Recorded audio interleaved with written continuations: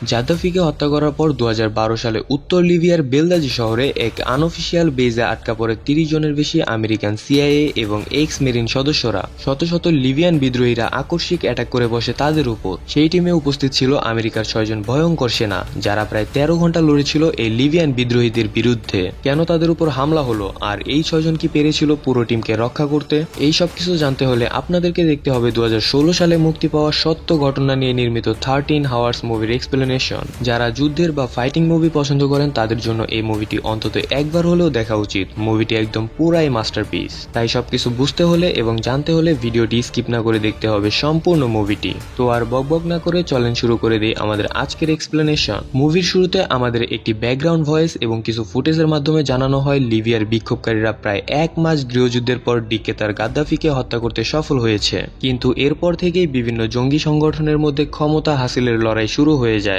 স্থানীয় বাহিনীরা গাদ্দাফির বিশাল অস্ত্রাগারে হামলা করে আর সব অস্ত্র লুটপাট করা শুরু করে। সব মিলিয়ে পুরো লিবিয়া জুড়ে একটা দুর্ভিক্ষের মতো পরিস্থিতি বিরাজ করে। এখানে দুটো বড় বড় শহরে সব থেকে বেশি অরাজকতা লক্ষ্য করা যাচ্ছে। ইতিমধ্যে সব আন্তর্জাতিক দূতাবাস বন্ধ হয়ে যায়, কিন্তু শুধুমাত্র মার্কিন দূতাবাসই অবশিষ্ট ছিল, যেটার নাম এই মুভিতে দেওয়া হয়েছে এনএক্স। আর এখানে সিআইএ এর কিছু সিক্রেট স্পাই এজেন্ট কাজ করছে সবার সুরক্ষা দেওয়ার জন্য। এই টিমটির নাম জিআরএস, যারা লিবিয়ায় থাকা সকল মার্কিনীদেরকে সুরক্ষা প্রদান করে আসছে। তবে শত শত বিদ্রোহী জনগণ গোলাবারুদ নিয়ে আমেরিকানদের উপর হামলা করে বসে, আর এই ঘটনাকে কেন্দ্র করে 13 ঘন্টার এই যুদ্ধ সংগঠিত হয়। লিবিয়ার ওভারঅল পরিস্থিতি সম্পর্কে আপনারা একটু ধারণা পেলেন, এবং এই মুহূর্তে আমরা দেখতে পাই লিবিয়ার বেলগাজি শহরে বেলিনা এয়ারপোর্টে জ্যাক নামের একজন সোলজার জিআরএস টিমে যুক্ত হওয়ার জন্য আমেরিকা থেকে আসছে। জ্যাক এয়ারপোর্ট থেকে বের হয়ে একটি গাড়িতে উঠে বসে, আর সেখানে টাইরন নামের একজন সোলজারের সাথে তার সাক্ষাৎ হয়। টাইরন হলো এই জিআরএস টিমের লিডার, আর এই টিম কন্ট্যাক্টের মাধ্যমে মার্কিন কূটনৈতিক ব্যক্তিদের প্রোটেকশন দিয়ে থাকে। জ্যাক টিম সম্পর্কে জানতে চাইলে টাইরন বলে, আমাদের টিমে বর্তমানে 3 জন এক্স মেরিন এবং একজন প্রাক্তন আর্মি রেঞ্জার রয়েছে। টাইরন আর জ্যাক পূর্ব পরিচিত ছিল, কিন্তু কিছু দূর যেতেই টাইরন দেখতে পায় সামনে একদল বিদ্রোহীরা গাড়ি থামিয়ে চেক করছে। এটা দেখে টাইরন সাথে সাথে এনএক্স কে ইনফর্ম করে দেয়। টাইরন বলে, আমরা দুজন রোডে আটকা পড়েছি। আমাদের সামনে প্রায় 8 জন বিদ্রোহী সৈনিকরা তল্লাশি করছে, যাদের হাতে AK-47 দেখা যাচ্ছে। এনএক্স থেকে জানানো হয় যে তাদের মিত্র বাহিনী FEB-17 কে খবর দেওয়া হয়েছে এবং তারা দ্রুত ব্যাকআপ দিতে চলে আসবে। কিন্তু টাইরন বলে, আমাদের হাতে বেশি সময় নেই, দ্রুত আমাদের জিআরএস টিমকে এখানে পাঠিয়ে দাও। এই কথা শুনে এনএক্স এর চিফ বব বলে, এটা সম্ভব নয়। বব তাদেরকে গাড়িতে চুপচাপ বসে থাকতে বলে, এবং যা শুনে জ্যাক আর টাইরন প্রচন্ড রেগে যায়। কিছুক্ষণ পর সেই বিদ্রোহী দলের লিডার টাইরনের সামনে আসে। টাইরন প্রথমে কথা এড়ানোর চেষ্টা করলেও সেই দলের লিডার ওদের দুজনকে গাড়ি থেকে নেমে যেতে বলে, যেটা শুনে জ্যাক আরো বেশি রাগান্বিত হয়ে যায়। আর বিদ্রোহী দলটা কিছু করার আগেই জ্যাক আর টাইরন ওদের গান বের করে সবার দিকে তাক করে ফেলে। টাইরন লিডারকে বলে, আকাশের দিকে তাকিয়ে দেখো, একটা ড্রোন তোমাদের উপর নজর রাখছে। আমাদের কিছু হলেই সাথে সাথে এরা তোমাদের উপর এয়ার স্ট্রাইক করে দেবে, সেই সাথে তোমার পরিবারকেও তারা রেহাই দেবে না। এই সব শোনার পর লিডার তাদেরকে ছেড়ে দিতে বাধ্য হয়। সেখান থেকে চলে আসার সময় জ্যাক জিজ্ঞেস করে, আচ্ছা সত্যি কি আমাদের ব্যাকআপ হিসেবে কোনো ড্রোন ছিল? টাইরন বলে, আরে না, কিসের ড্রোন, বেঁচে ফেরার জন্য একটু মিথ্যা বলতেই হয়েছে। এরপর টাইরন আর জ্যাক এনএক্স এ চলে আসে, আর এখানে টাইরন ও চিফের মধ্যে কিছুটা ঝামেলা হয়। চিফ বলে, তোমরা আমাদের এখানে সুরক্ষা দিতে এসেছো, অতএব সেই কাজটি মনোযোগ দিয়ে করো। কোথায় কি করা লাগবে সেটা আমার উপর ছেড়ে দাও। এবার জ্যাক টিমের বাকি মেম্বারদের সাথে পরিচয় হয়। একজনের নাম ছিল বোন, যে ছিল অনেক দক্ষ স্নাইপার। বাকিদের নাম হলো ট্যান্টো, টিগ এবং ওজ। পরিচয় পর্ব শেষ হলে একজন জ্যাককে পুরো এনএক্স ঘুরে দেখায়। এই জায়গাটিতে 4টি ডিপার্টমেন্টে বিভক্ত ছিল, বিল্ডিং এ, বি, সি এবং ডি। এছাড়াও একটি কম্পাউন্ড দেখতে পায় জ্যাক, যেটাকে জম্বি লাইন বলে ডাকা হতো, কেননা সেই স্থানটি উগ্রপন্থীদের দখলে ছিল। এরপর দেখা যায় সিআইএ এর 2 জন নতুন এজেন্টকে একটি মিশনে পাঠাচ্ছে। সেই দুজনকে সুরক্ষা দেওয়ার জন্য জিআরএস টিমকেও তাদের সাথে যেতে হবে। জ্যাক জিলানি নামের একটি মেয়ে এজেন্টের হাজবেন্ড সেজে টার্গেট স্থানে পৌঁছায়। এখানে তারা ফরিদ নামের একজন অনেক বড় তেল কোম্পানির মালিকের সাথে দেখা করে। আসলে এই ব্যক্তির সাথে জেলানির আর জ্যাকের ডিল করার কথা ছিল। তো দেখা যায় তাদের মধ্যে কথাবার্তা চলছে, আর অন্যদিকে টাইরন গাড়িতে বসে সবকিছু নজরে রাখছে। এছাড়াও বাকিরা একটি কফি শপে বসে জ্যাকের উপর নজর রাখছিল।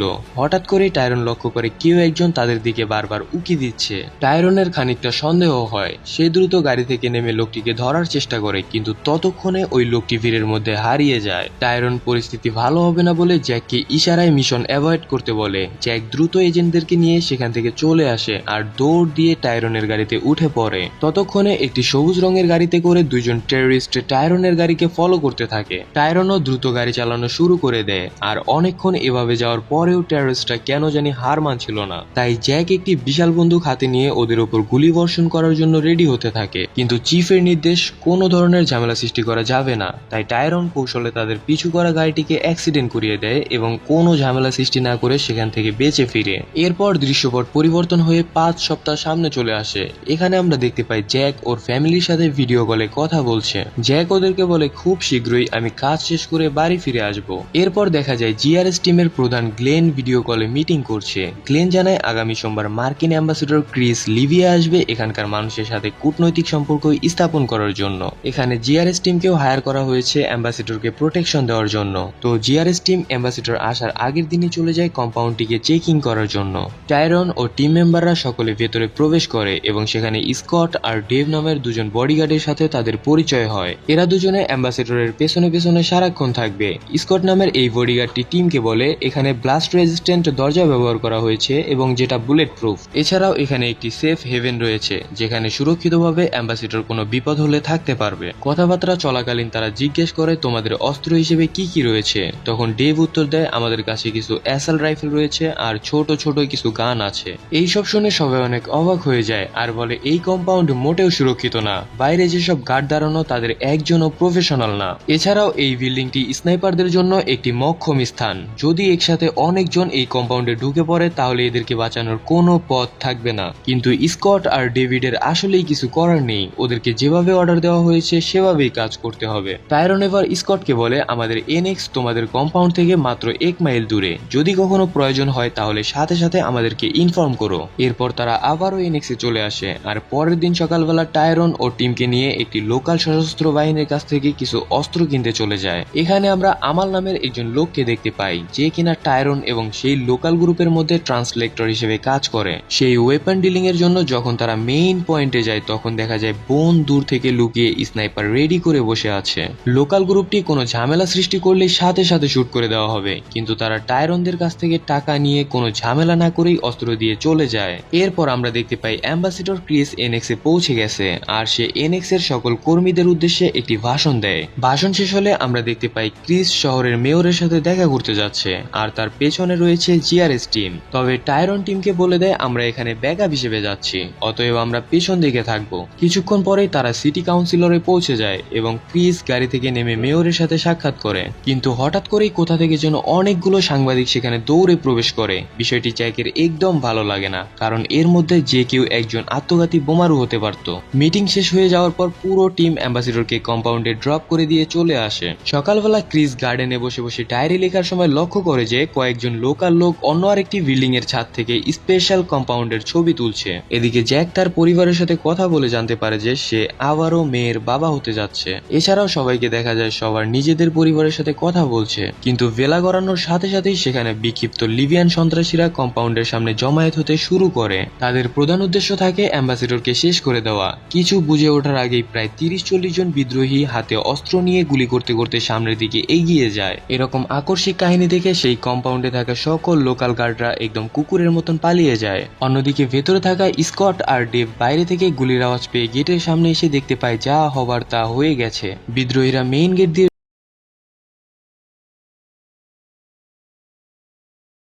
জ্যাকেট পুড়িয়ে দেয় আর ভিলার ভিতর ঢুকে যেতে বলে। অন্যদিকে অ্যালোক কম্পাউন্ডারের সিসিটিভি কন্ট্রোল রুম থেকে জিআরএস টিমকে ইনফর্ম করে দেয় যে অ্যাম্বাসেডরের উপর অ্যাটাক হয়েছে। খবরটি শুনে জিআরএস টিম যার যার মতন সব অস্ত্রশস্ত্র নিয়ে বেরিয়ে পড়ে। অন্যদিকে আমরা দেখতে পাই স্কট, ক্রিস আর স্মিথ মিলে সেফ হেভেনের একটি রুমের ভিতর লুকিয়ে রয়েছে।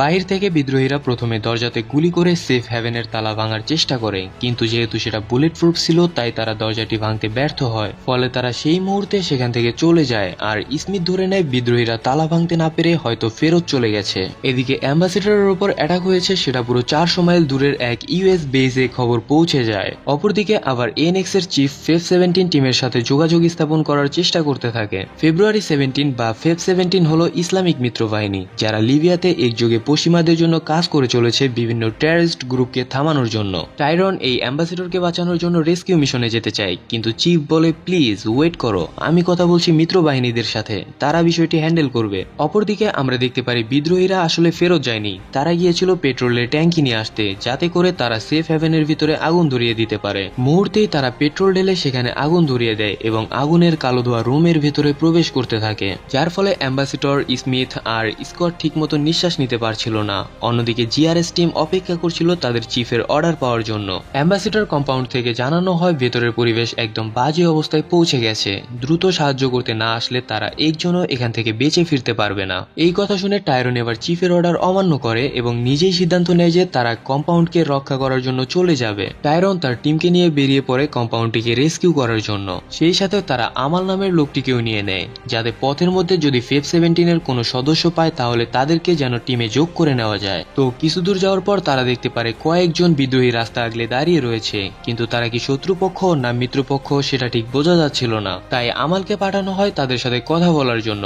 আমাল সেই দলের লিডারের সাথে কথা বলতেই যাবে, ঠিক তখনই অন্য আরেকটি বিদ্রোহী দল সেখানে আক্রমণ করে বসে। আমাল আর বাকিরা কোনো রকম সেখান থেকে প্রাণ নিয়ে বাঁচে, আর দুটো দলে বিভক্ত হয়ে তারা কম্পাউন্ডের দিকে হাঁটা শুরু করে। এরপর ওরা সবাই মিলে ফায়ারিং করতে করতে অলিগলি দিয়ে কম্পাউন্ডের পিছনের দিকে যাওয়া শুরু করে। এদের সবার হাতে ছিল M41 SL রাইফেল আর মাথায় ছিল নাইট ভিশন, এই সব দিয়ে তারা খুঁজে খুঁজে কিল করতে থাকে। অপরদিকে দেখা যায় টাইরন আর জ্যাক কম্পাউন্ডের সামনের গেট দিয়ে প্রবেশ করছে। ততক্ষণে জঙ্গিরা তাদের প্রথম স্টেপ তাণ্ডবলীলা চালিয়ে অলরেডি চলে গেছে। টাইরন ভিলার মধ্যে প্রবেশ করে দেখতে পায় স্কট আহত অবস্থায় সেখানে পড়ে আছে। অ্যাম্বাসেডরের কথা জিজ্ঞেস করলে সে জানায় ভিতরে অনেক খোঁজাখুঁজি করেও অ্যাম্বাসেডরকে খুঁজে পাওয়া যাচ্ছে না। এটা শুনে টাইরন আর জ্যাক দুজনে মিলে ভিলার ভিতরে ঢুকে পড়ে ক্রিসকে রেস্কিউ করার জন্য। পুরো জায়গাটি তখন আগুনে পড়ছিল আর এর মাঝে দুজন আলাদা আলাদাভাবে ক্রিসকে খুঁজতে থাকে। এরপর আমরা দেখতে পাই পিছনের গেট দিয়ে ট্যান্টো ও তার টিম নিয়ে তারা সেখানে চলে এসেছে। এখানে ট্যান্টোর সাথে দেখা হয় ফেব 17 এর কমান্ডারের সাথে। ফেব 17 টিম ও জিআরএস টিমের সাথে কোঅর্ডিনেট করবে এখন থেকে। আর অপর দিক থেকে খবর আসে যে ভিলার ভিতর স্মিথের মৃতদেহ পাওয়া গেছে আর অ্যাম্বাসেডরকে স্টিল নাও খুঁজে পাওয়া যাচ্ছে না। টাইরন আর জ্যাক অন্যদিকে স্মিথকে গাড়িতে তুলছিল, আর তখনই আমাল দৌড় দিয়ে এসে জানায় বিদ্রোহীরা আবারও আসছে, আর এবার অনেক বেশি পরিমাণের অস্ত্রবহর নিয়ে তারা আসছে। টাইরন এইসব শুনে বুঝে ফেলে যে ওদের এই স্থানে থাকা ঠিক হবে না, তাই টাইরন নির্দেশ দেয় সমস্ত সিক্রেট ফাইল একত্রিত করে সেখান থেকে বের হয়ে যেতে। অপরদিকে বোন কন্ট্রোল রুমের সমস্ত ড্রাইভগুলো একত্রিত করছিল ডিস্ট্রয় করে দেওয়ার জন্য। ডেভ, স্মিথ আর অ্যালোককে একটি গাড়িতে উঠিয়ে দিয়ে জ্যাক বলে তোমরা বাম দিকের রাস্তা দিয়ে যাবে, ডান দিক দিয়ে গেলে তোমাদের বিপদ হতে পারে। উপর থেকে ইউএস এর ড্রোন সবকিছু পর্যবেক্ষণ করছিল আর তাদের সম্পূর্ণ ইনফরমেশন দিচ্ছিল, কিন্তু স্কট সে সময় গোলাগুলির আওয়াজের কারণে বাম দিকে যে যেতে হবে সেটা শুনতে না পেরে ভুলে ডান দিকে চলে যায়। ফলে কিছু দূর যেতে না যেতেই তাদের সামনে কয়েকজন লোক বন্দুক হাতে নিয়ে স্কটদের গাড়ি আটকে ফেলে। তারা ঠিক বুঝে উঠতে পারছিল না যে এরা কি শত্রুপক্ষ নাকি মিত্রপক্ষ। সেই বাহিনীরা তাদেরকে গাড়ি সাইড করতে বলে, কিন্তু টিম কোনোভাবেই তাদেরকে বিশ্বাস করতে পারছে না। এক দুই কথায় হুট করেই তারা ফায়ারিং শুরু করে দিলে পুরো টিম এবার গাড়ি নিয়ে সেখান থেকে পালিয়ে যাওয়ার চেষ্টা করে। তাদের গাড়িটি বুলেট প্রুফ হওয়ার কারণে তাদের কারো গায়ে কোনো আঘাত পায় না। বিদ্রোহীরা উড়াধুরা বুলেট ছুটতে ছুটতে তাদের পিছু নেয়। তাদের কাছে ছিল AK-47 ও আরপিজির মতো ভারী অস্ত্র। বিদ্রোহীদের একটি গাড়ি থেকে স্কটদের গাড়ি লক্ষ্য করে একটি আরপিজি লঞ্চ করলে একটুর জন্য তারা বেঁচে যায়। অনেক কষ্টে অবশেষে তারা এনএক্স এর ভেতর আসতে সক্ষম হয়। এদিকে আরো কিছু সংখ্যক টেররিস্ট অ্যাম্বাসেডর কম্পাউন্ডে আসতে থাকলে বাকিদের সাথে তাদের ব্যাপক ফাইট শুরু হয়ে যায়। তবে হাইলি ট্রেন্ড এক্স মেরিটেন্টের কাছে তারা পাখির মতন টপাটপ করে মরতে থাকে। সেখানে পরিবেশ নিয়ন্ত্রণ করে তারাও এনএক্সে ব্যাক করে। চিফ ইতিমধ্যে বুঝে ফেলেছে যে এখন তাদের মেইন টার্গেট হচ্ছে এই এনএক্স, তাই সবাইকে এনএক্স শাটডাউন করে দিয়ে সব ডকুমেন্টগুলো ডিস্ট্রয় করে দেওয়ার নির্দেশ দেয়। এখানে এনএক্স হচ্ছে একটি সিক্রেট বেস, এটার লোকেশন শুধুমাত্র ভেতরের লোকরাই জানতো, আর এখন জঙ্গিরাও এর লোকেশন পেয়ে গিয়েছিল। ফলে তাদের জন্য এটা এখন বড় একটা ঝুঁকির বিষয়। টাইরন সবাইকে নির্দেশ দেয় যে সমস্ত অস্ত্র এক জায়গায় করে প্রস্তুতি গ্রহণ করতে। সবকিছু শান্ত হলে আমরা এয়ারপোর্টের দিকে যাব এবং দেশে চলে যাব।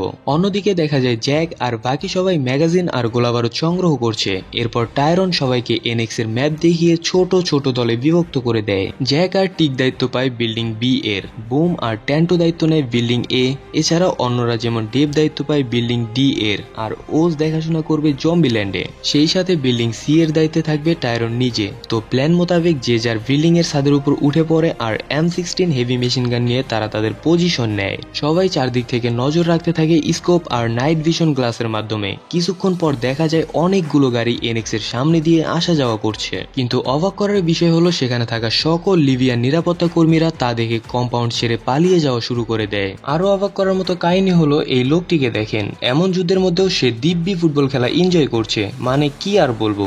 যাই হোক, এখন শুধুমাত্র জিআরএস টিমকেই লড়াই করতে হবে এদের বিরুদ্ধে। জ্যাক নির্দেশ দেয় যাতে এনএক্স এর সব লাইট অফ করে দেওয়া হয়, ফলে বিদ্রোহীরা বাইরে থেকে তাদেরকে টার্গেট করতে পারবে না। এরপর আমরা দেখতে পারি জম্বিল্যান্ডে মানুষের আনাগোনা শুরু হয়ে গেছে। প্রথমে সবাই ভাবছিল এরা হয়তো স্থানীয় বাসিন্দা হবে। টাইরন তখন অর্ডার দেয় কারো হাতে অস্ত্র না দেখা পর্যন্ত তাকে যাতে শুট করা না হয়। যেই কথা সেই কাজ, সবাই শুধু তাদের উপর নজর রাখছিল। কিন্তু সেই লোকগুলোর মধ্যে থেকে একজন ব্যক্তি এনএক্স এ ঢুকে গ্রেনেড ছুড়ে মারে, আর সেই সাথে শুরু হয়ে যায় মহাপ্রলয়। বিদ্রোহীরাও এনএক্স এর দিকে মুহুর্মুহু গুলি ছুটতে থাকে। জিআরএস টিমও ভারী অস্ত্র দিয়ে এলোপাথারি ফায়ারিং করে সবাইকে ফেলে দেওয়া শুরু করে দেয়। এক পর্যায়ে একটি গুলি এসে ওজ এর মাথায় লাগে, কিন্তু তার 3 লেভেলের হেলমেট থাকার কারণে সেটা তার কিছুই করতে পারে না। এক পর্যায়ে অনেক টেররিস্ট আহত হয়ে গেলে বাকি সবাই পিছু হটা শুরু করে। সবাই ভাবতে থাকে যাক, অবশেষে তারা পিছু হটেছে, তাই পুরো টিম এবার বিশ্রাম নেওয়া শুরু করে। কিন্তু এত সহজে কি তারা ছাড় দেবে? এবার তারা ফিরে আসবে আরো লোকজন নিয়ে।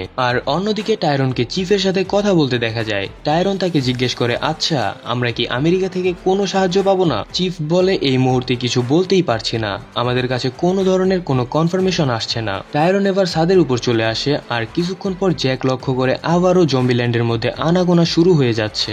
সবাই আবারও তাদের নিজ নিজ পজিশন নিয়ে নেয়। এরপর দেখতে পায় অনেক লোকজন এনএক্স এর দিকে আগাচ্ছে অস্ত্র হাতে নিয়ে। আর ঠিক সেই মুহূর্তে একটি গাড়ি থেকে একটি ছেলে নেমে এনএক্স এর দিকে গ্রেনেড ছুড়ে মারতেই যাবে, ঠিক তখনই টেন্টো ছেলেটিকে নিখুঁত নিশানায় শুট করে দেয়। এরপর আবারও শুরু হয়ে যায় বিদ্রোহী আর জিআরএস টিমের মধ্যে তুমুল যুদ্ধ।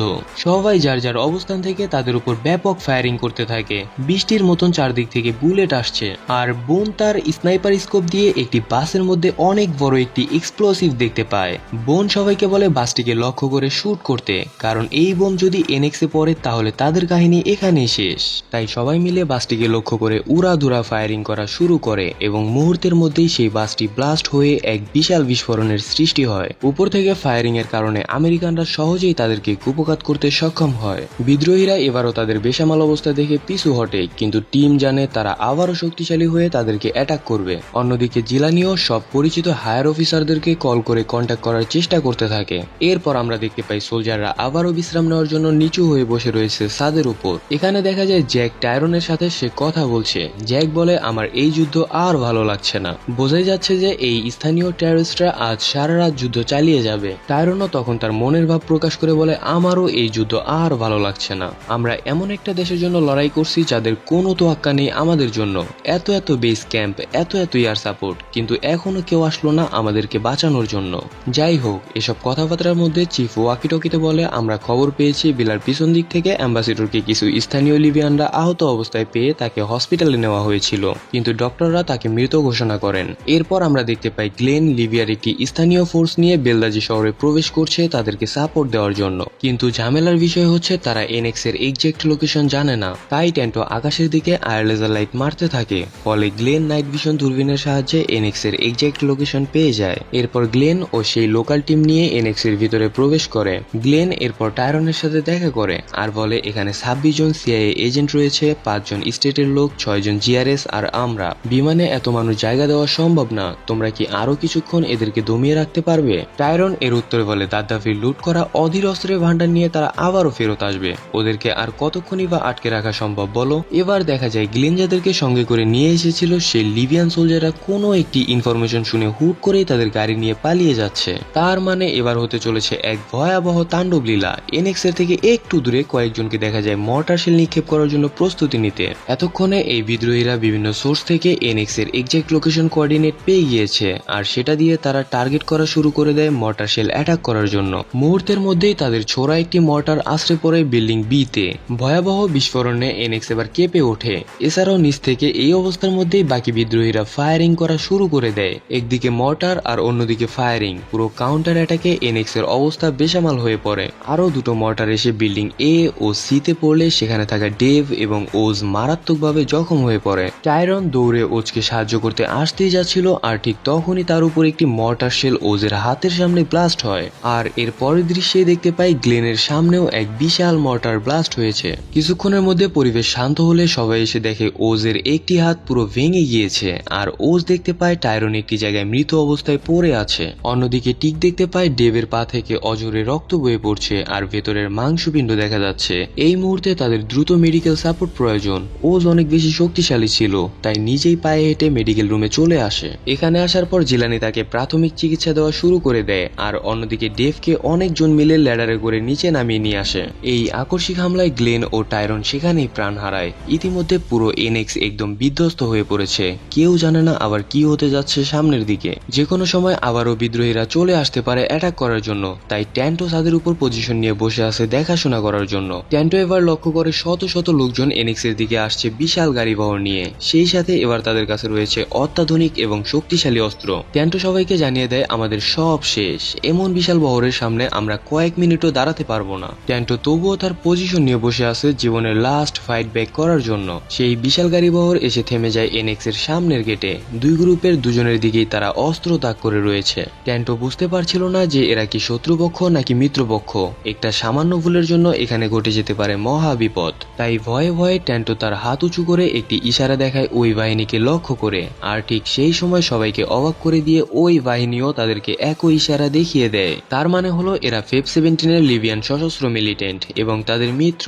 এরা এখানে এসেছে তাদেরকে রেস্কিউ করার জন্য। ট্যান্টো খুশিতে আত্মহারা হয়ে কান্না করতে থাকে, আর সবাইকে জানিয়ে দেয় যে আমরা বেঁচে গিয়েছি, এরা আমাদের পক্ষের লোক। সবাই এই কথা শুনে স্বস্তির নিঃশ্বাস ফেলে, কারণ এখন তারা বাড়ি ফিরে যেতে পারবে। এরপর আমরা দেখতে পাই সিআইএ এজেন্টরা সেই গাড়ি বহরগুলোতে উঠে বসছে। গ্লেন আর টাইরনের লাশ দুটোকে জ্যাক ওর গাড়িতে উঠিয়ে দিয়ে এনএক্স এর বেস থেকে চলে আসে। অন্য সিনে দেখানো হয় বিদ্রোহীদের পরিবারের লোকজন জম্বিল্যান্ডে গিয়ে সন্তান, পিতা বা আপন মানুষজনদের মৃতদেহ দেখে কান্নায় ভেঙে পড়ছে। পরে এজেন্টরা সবাই এয়ারপোর্টে এসে বিমানে উঠে পড়ে, আর অন্যদিকে জ্যাক ওর পরিবারের কাছে ফোন করে জানায় আমরা অবশেষে প্রাণ নিয়ে ফিরতে পেরেছি, কিন্তু টাইরন আমাদের সাথে ব্যাক করছে না। এই বলে জ্যাক অজোরে কান্না করতে থাকে। আর এই সিনের মধ্য দিয়ে মুভিটি এখানেই সমাপ্ত হয়। তো মুভিটি কেমন লাগলো তা কমেন্টে জানাতে ভুলবেন না কিন্তু। আর এখনো যদি সাবস্ক্রাইব না করে থাকেন তাহলে দ্রুত একটি সাবস্ক্রাইব করে আমাদের ফ্যামিলির একজন মেম্বার হয়ে যান। সকলে ভালো থাকবেন, সুস্থ থাকবেন, আল্লাহ হাফেজ।